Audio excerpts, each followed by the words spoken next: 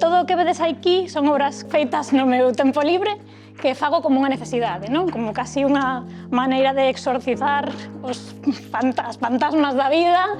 É-me moi difícil explicar que significan porque son cousas que fago casi inconscientemente. Son como unha especie de proceso casi irracional. É como se eu non tivera nada que ver con eles.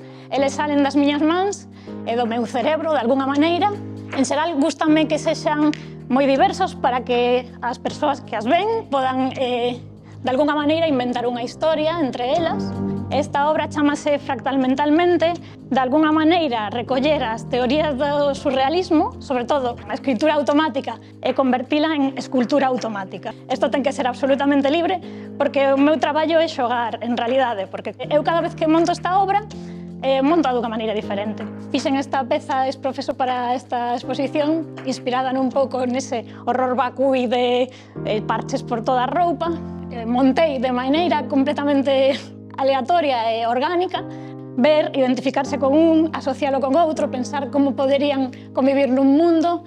Ese mundo é o mundo do meu cerebro que me costa moitísimo explicar.